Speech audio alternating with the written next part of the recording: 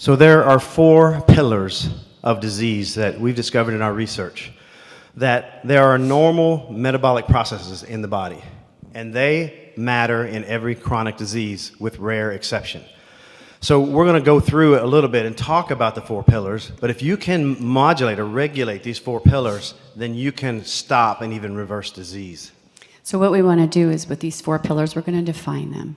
So let's start with the first one.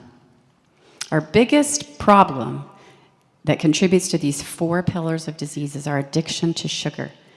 Did you know that 100 years ago, the average person consumed 5 pounds of sugar per person per year? Does anybody other than my children know what the number is now? How many pounds of sugar? Just holler because I can't really. 75? 100? It's 150 pounds of sugar every year per person.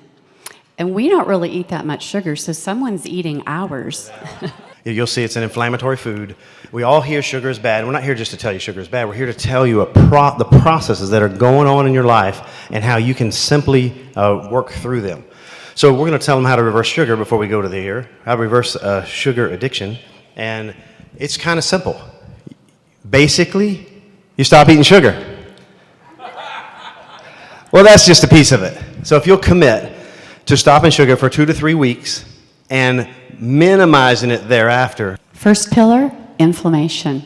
Now, Casey, we all know what inflammation is, but how would you describe it? So the process of inflammation is the way the body uses the immunity, and it's really good. And what's not good is when your inflammation becomes chronic and then they put an itis on the end of it. So how many people a doctor told you had some kind of itis? Okay. All that means is you got chronic inflammation in that area and they don't quite know what to name it. So. All right, so how, Casey, other than drugs, can we deal with inflammation? Well, it's interesting that there are a lot of anti-inflammatory foods, but once again, you're going to see, and we invite you to take pictures of any of these lists because they are important, and we're not going to spend a lot of time on them. But you'll see that there's a lot of foods that actually go against the chronic inflammation process without compromising the body's ability to do inflammation for immunity. So these are a lot of them. All right, so let's take a look at the second pillar, which is oxidation. Who has heard of oxidation? Okay. I've heard of antioxidants, so why do we want to take antioxidants? Okay, so oxidation, technically speaking, is when a molecule is robbed of an electron, and it becomes unstable and causes DNA damage, cellular damage, and other damage. You have to have antioxidants to quench it. So antioxidants will quench and often reverse oxidants, but it's a little more complex. Dr. Lester Packer, as an antioxidant researcher, wrote a book called The Antioxidant Miracle about 15 or 20 years ago, still part of my library, and I recommend you also have it part of your library. But he identified this core antioxidant network that included vitamin C, vitamin E, glutathione, CoQ10, and lipoic acid. And so these core antioxidants will help restore each other when they become an oxidant. So the point that's important here is that antioxidants quench oxidation, but now we have a life that is like bombarded with radiation and environmental hazards and all kinds of things and stress. So we need more antioxidants, and we discovered many more to support the antioxidant network, which again, life itself is important for life itself. So I'll tell you something real quick. There will not be a test, but there are 6 major classes of oxidants. That means there's 6 oxidation, reactive oxidant species that are trying to take you out. Peroxyl, hydroxyl, peroxynitrite, superoxide anom, singlet oxygen, and hypochlorite. He's so smart, isn't he? All right, so take a picture of this next slide if you want to. These are some of the things that you can eat to quench excess oxidation in the body. Taken down one of those pillars of disease, 4 pillars. Are you all noting some of the similarities in these foods? It's very interesting. All right, let's look at the third pillar, is glycation. Now, Casey, I want to ask you, this man, he is so handsome. Why is his face our slide for glycation? Yes. Yeah.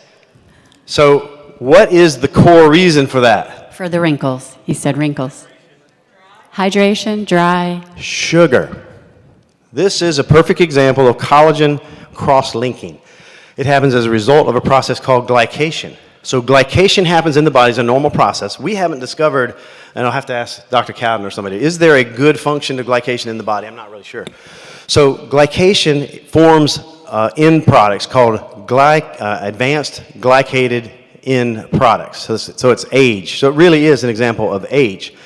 So what happens is that when glycation reaction happens, the result is ages. And then ages will start wrecking. And we used to think it was only proteins that could get caramelized. And you have this great example of caramelization of... Yeah, like when you eat creme brulee at a restaurant, you know, and they come and they get the fire on top for the sugar and it caramelizes that. That's what glycation is. Yeah, imagine you have a raw egg white in your eyeball.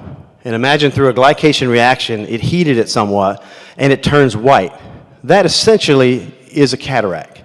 So when you think of glycation, we used to think only proteins will get glycated or caramelized like the creme brulee. But in fact, my kids think I'm crazy. When I get a creme brulee, I say, please don't put the sugar on top and don't burn it. They're like, give me the sugar. Yeah, exactly. So now in addition to proteins, amino acids are glycated. Enzymes are glycated. Fats are glycated. And then are they not usable when they're glycated? They're not usable. They're stiff, they're stuck. So here's two things. You have glycation reaction in the body caused by high sugar and high blood sugar levels. Yet another reason to bring your blood sugar down. Because all-cause mortality is lower at 85 or lower on blood sugar.